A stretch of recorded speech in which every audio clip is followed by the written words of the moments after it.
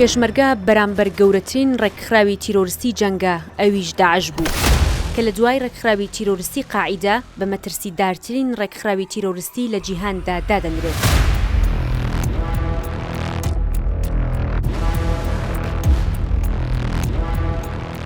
ئەوان بەردەوام دەجەنگن بۆ ئەوەی وڵات لە مەترسی تیرۆر پارێزراو بێت و کەسانی توندڕە و نەتوانن سنوورەکانی کوردستان ببەزێن و ببنا مەترسی بۆ سەرژیان و گیانی هاوڵاتیانی ئەم هەرێمە. لێرەش هاوشێوەی سەنگەرەکان لە شارەکاندا شەڕ لەگەڵ تیرۆر و بیری توندڕەوی و کەسانی توندڕە دەکرێت.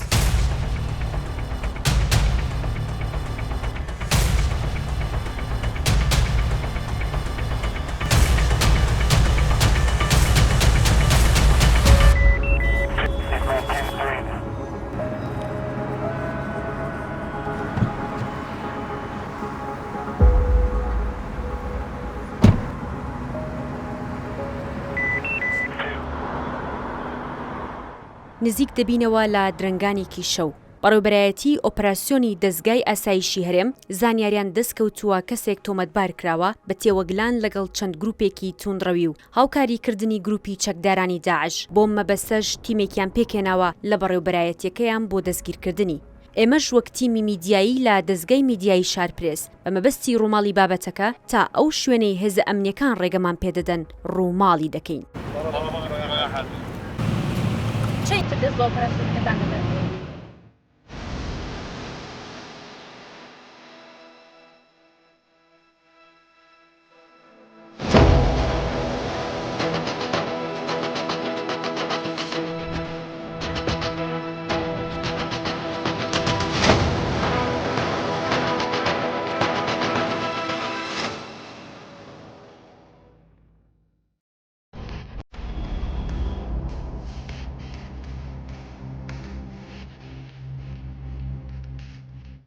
ئێرە دەستگای ئاسایشی هەرێمی کوردستانە. ئامارەکان لێرە مەترسیدارن بە جۆرێکە کە لە چەند ساڵی ڕابردوو بە تایبەت لەم ساڵدا کەسانی خاوەن فکر و بیری توندڕەوی زۆر دەرکەوتون و بەشێکی زۆریشیان لە ئۆپراسیۆنە جیاوازەکانی ئەم دەستگا ئەمنێدا دەستگیر کراون. لە گرتوخانەکانی ئەم دەستگا ئەمنێدا بەشێکی زۆر لە کەیس و خەڵکی هەیە کە لە ئێستادا لە زیندانەکاندا ژیان بەسەر دەبن. هۆکارەکەشی تێوەگلان و برەودام بووە بە بیری توندڕەوی و تیرۆر لە کۆمەڵگەدا.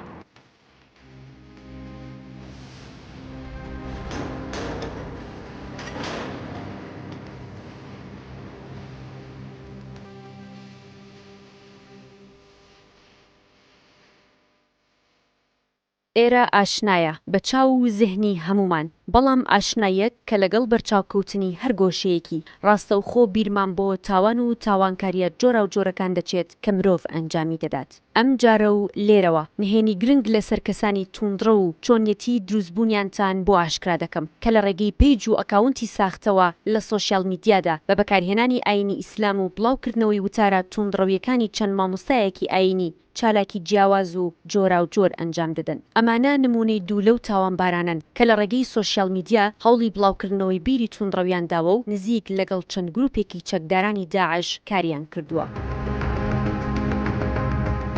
بۆچی لێرەی کە زیندانی دەستگای ئاسایشی هەرێمە؟ بەڵێ قەزەیەم قەزی تیرۆر لەسەر تیرۆر میان هێناوە. سەرەتای 2019 بوو کە فکرەی توندڕەوی وەرگرت لە چەند مامۆستایەک و یعنی هەوڵم یا زیاتر پەرە بە فکرەکە بم چونکە بەڕاستم زانی ئەجا ویستم گروپ دروستکەم، ویستم پەرەی پێ بدەم لە منتیقی خۆمانە چونکە وتم ئەم حکومەتە تاغوتە کافر. چۆن سۆشیال میدیاتان بەکاردەهێنا بۆ بڵاوکردنەوەی فکرەکەتان؟ فەیسبووکی ئەولوجمان بەکارهێنا بۆەوەی کەس گومانمان پێ نەبە بۆەوەی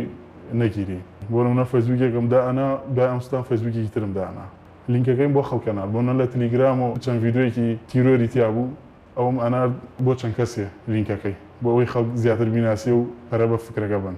ئەم حکوومەتەی ئێستای هەرێمی کوردستانتان پێ کافر بووە؟ بەڵێ. لە مقابلی ئەوەدا پەرەتان بە بیری توندڕەویتان داوە. بۆچی پێتان کافر بوو؟ چونکە وتمان حکمی دیموکراسیەکەن حکمی قورئان ناکەن، ڕازین بە حکمی قورئان. لەگەڵ چەند گروپا لینکت هەبوو کە هاوبیری خۆت بوون و لە مزگەوتەکانە لەگەڵ مامۆسایانی ئاینی و ئەو کەسانی کە دێن مزگەوت بۆ مزگەوت و نوێژی بە جەماعەتەکەن چۆن تەعامولتانە کرد؟ لە پشتیانەوە نوێژمان ناکرد، سەلامان لە هەموو کەسێ ناکرد. ئەوەی بمانزانێت کە هاوفکری خۆمانێ سەلامان لێ ناکرد و موسڵمانمان نازانی، تەکفیرمانە کرد. ئەوەی کە مازانێ پێشمەرگەیە کە مازانێ کە برامانیشە کە لەسەر سفرەیە حاشامانەیەکرد ئەمان مادام تۆ پێشمەرگەی تۆ مرتەدی تۆ کافری نابێت لەبان یەک جێگە بین ئافرەت لێمارە ناکرێ زۆربەی مامۆساکانی کوردستانمان پێ کافر بوو نوێژ بکە ڕۆژی بگە هەر کافرە کاتێک کە ئەم فکرە لای تۆ کەشانەی کرد لە ماڵەوە تەعاملت لەگەڵ دایک و باوکت و خوشک و براکانت چۆن بوو؟ وەڵی زۆر جار عەسابم فولە بوو زۆر جار هەڵە چوو زۆر جار ینی گۆشەگیرە بووم زۆر جار یعنی وام لێ هاتوو ئەم یعنی ئەو خوێنتە حەڵاڵە چونکە ئێوە بە فکرە ئێمە ڕازی نین ئەوانی چی بکەن دەسەڵاتیان نەبوو یعنی یانە جەرگمانە هەرچی ئەڵێن کێشەمانیە بەنیازمی گروپ دروستکەین و بەرامبەری هێزە ئەمنیەکان بینەوە بەرامبەری پێشمەرگە ببینەوە چونکە تۆ کە پێت کافر بوو خوێنی حەڵاڵە بێ لە هەرکوێ خۆتەخانەوانە بێ کێشە نابێ ئەنی فکرە وایە کە بۆ نمونە خۆت تەقێنتووە لەناو هەرچی هێزێکی ئەمنی تۆ بەرەوە باشتە چی ئەفکرەیە ئێمە واوەرمان کرد دوای 5 ساڵ کە بە تەمای هیجرەت و بە تەمای جیهاد بووم کە بچوومە ناو دەوڵەتی ئیسلامی چونکە بەڕاستم زانی وتم ئەوێ دەوڵەتی ئیسلامی و ئێرە دارولکوفرە زۆر پەشیمانم ئەو فکرەی وەرەگری تەنها مردن و کوشتن لە مێشکایە غیری و هیچ لە مێشکدا نییە واتە بیری توندڕەوی یەکسانە بە مردن و کوشتن هەر ئەوەیە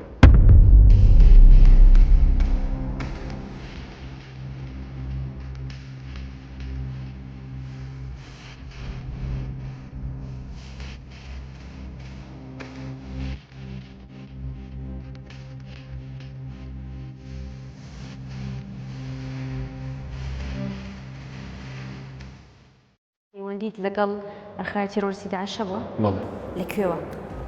لە ڕێگەی تۆڕگەمەڵایەتەکان کەوان فێریان بیرۆکە و تومڕێیان کرد چۆن بوو بڕیارتدا بچیتە ناو ڕێکخراوی تیرۆریستی داعشەوە؟ بەڵێ لە ساڵی 2022 بوو کە گوێم لە مامۆسا گوێم لە وتارەکان یەگەر چەند وتارێکی فکری جیادی و تومڕەوی کە گوێم لەوانەیە کرد بە دوای مدێ پەیوەندیم کرد بە دوو هاوڕێمەوە کە لە ئەوان فکری جیادیان بۆ دروستکردن کە چەند جارێک قسەوشتن لەگەڵاکردن کە پەیوەندی بکەم و بە ڕیزی دەوڵەتی ئیسلامی و بڕۆمە ناو دەوڵەتی ئیسلامی بە دوای مدەیە کە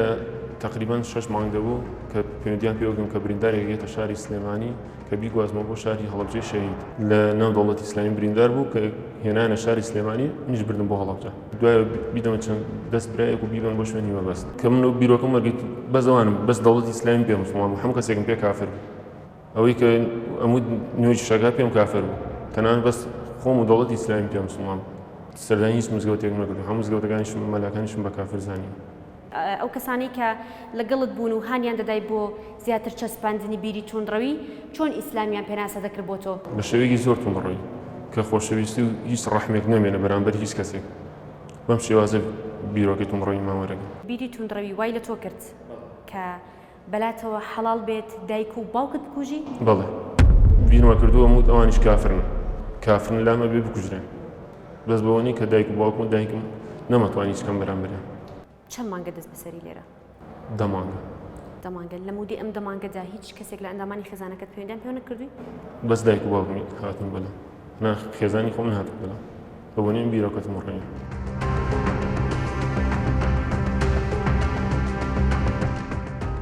بیری توندڕەوی لە هەر وڵاتێکە بێت دەبێت تاگرفت بۆ کۆمەڵگەکەی چونکە ئیدی شتێک نامێنێ بەناوی گفتوگۆ و هێزی باسک و گولە و تونند و تیژی جێگەی دەگرێتەوە بۆ یەکلاییکردنەوەی بابەتەکان بە بڕوای سالار تاوەگۆزی توێژەر لە هزری ئیسلامی بیری توندڕەوی و بوونی کەسانی خاوەن ئەم فکرە لە مادەی هۆشبەر مەترسیدارترە چونکە کارکردنە لەسەر عەقڵ و جەستەی مرۆڤ لە یەک کاتدا باز لە بوونی گروپە ئایدۆلۆژی و ئاینیەکان دەکات و بەدایکی تەواوی گروپە توندڕە و میانڕەوە ئیسلامیەکانی ناوچەکە ناویان دەبات و بە هۆکاری دروستبوونیشیان دادەنێت بۆ ئەم مەبەستەش ناوی ئیخوان و سەلەفیەکان دەبات و پێی وایە ئەوان هۆکارن بۆ توندڕەوی ئاینی ئیخوانیزم و سەلەفیزم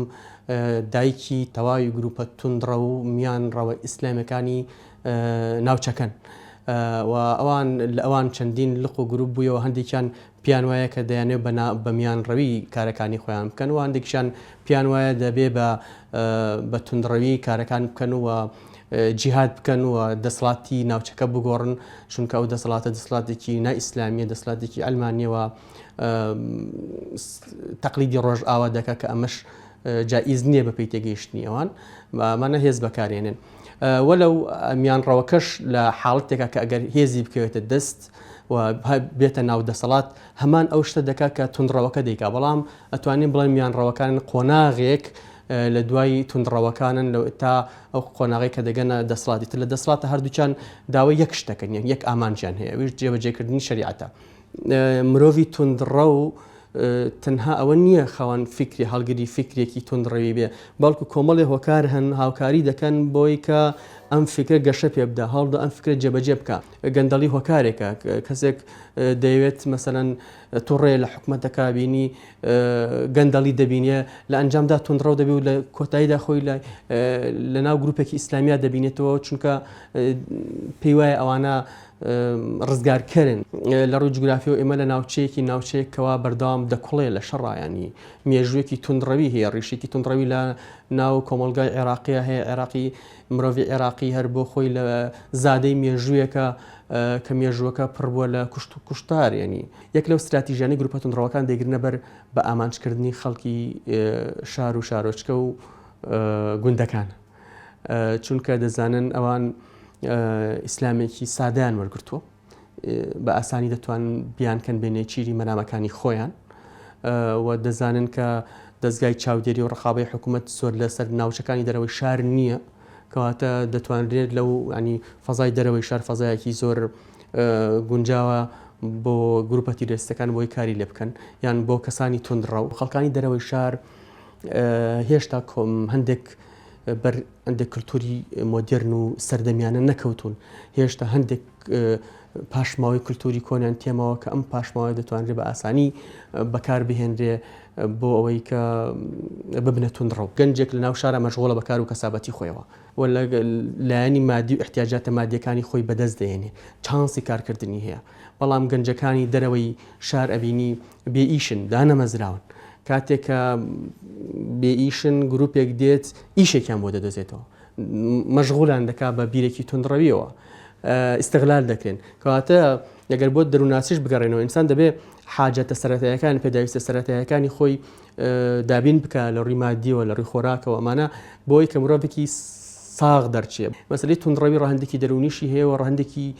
شوێنیشی هەیە شوێن کاریگەری زۆر دەکاتە سەر دروستبوونی مرۆڤی تونندڕە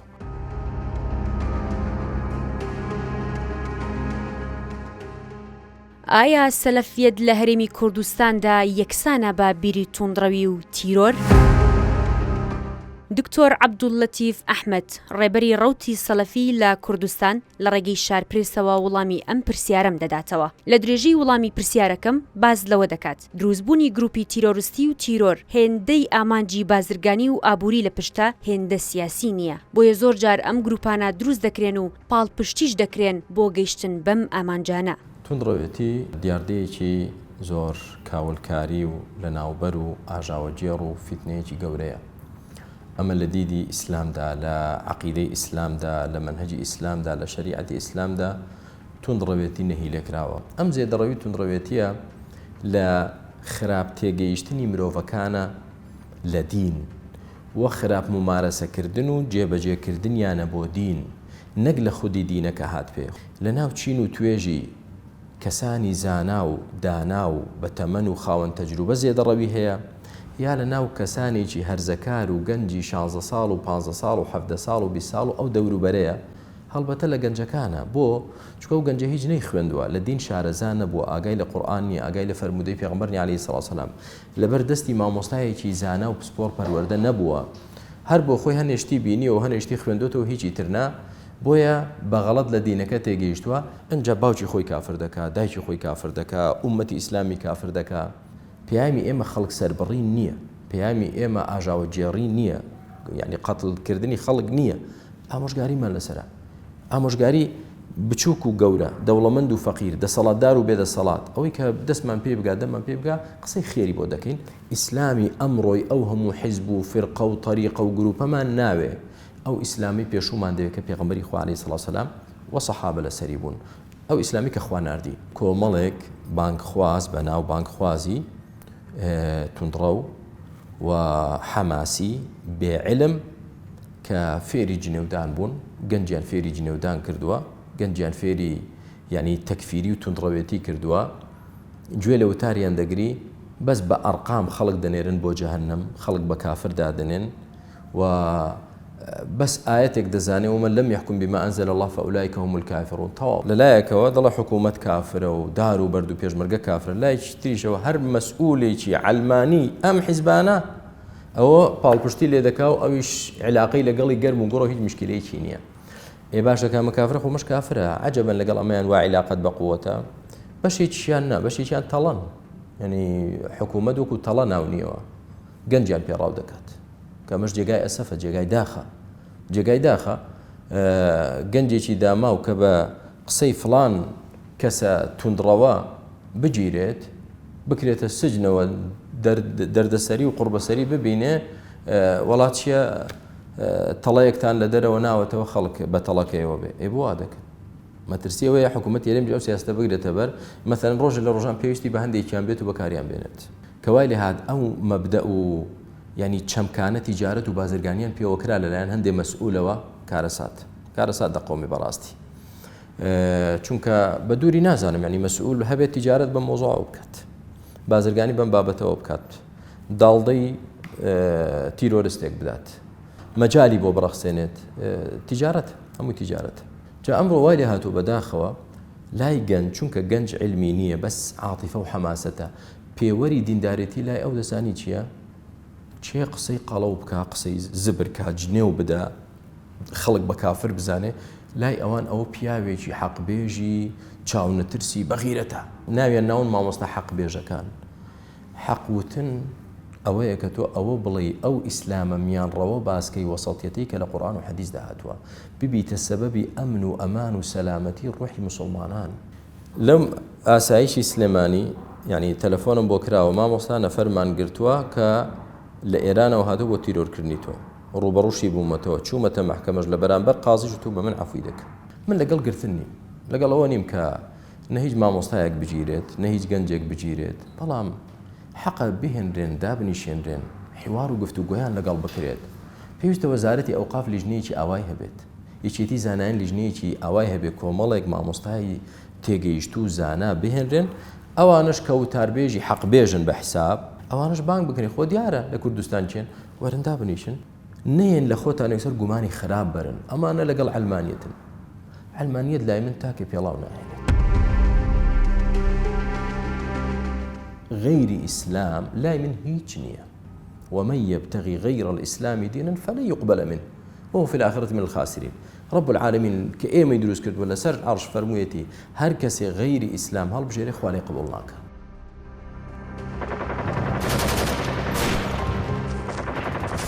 لەگەڵ سەرەتای هاتن و سەرهەڵدانیان گروپی چەکدارانی داعش هەرزوو ئامانج لە شەڕکردنیان ڕوون کردەوە کە جێبەجێکردنی شەریعەتی ئیسلام و گەڕاندنەوەی خەلافەتی ئیسلامیە لە پێناو گەیشتن بەم ئامانجا جگە لە شەهیدکردنی چەندان پێشمەرگە و ئاوارەبوونی هەزاران کەس دەستیان کرد بە دروستکردنی ڕێکخستنە نهێنیەکانیان لە شار و شارۆچکەکانی هەرێمی کوردستاندا کە بە شانە نووسۆکانی داعش ناو دەبرێن بەڵام ڕۆژانە و لە چالاکیە جیاوازەکانی هێزە ئەمنیەکاندا دەستگیر و دەست بەسەر دەکرێن. لە ساڵی 2014 و سەرەتای سەرهەڵدانی داعش با بڕیاری دادگا 1150 تۆمەتبار با کردەوەی تیرۆریستی دەستگیر کراون و ئەوانەی کە داواکراو بوون لەلایەن هێزە ئەمنیەکانی عێراقەوە بە هەماهەنگی ڕادەستیان کراوەتەوە. تەنها لە ساڵی 2024دا 334 تۆمەتبار دەستگیر کراون لەو ڕێژەیەش 173 تۆمەتباریان بە مادەی 2 تیرۆر و 161 تۆمەتباری تریان بە مادەی 4 تیرۆر دەستگیر کراون کە سەرنجام هەمویان بە فەرمانی دادوەر دەستگیر کراون و لێکۆڵینەوەیان لەگەڵدا کراوە و لە ئێستادا لە چاکسازیەکانی هەرێمی کوردستاندا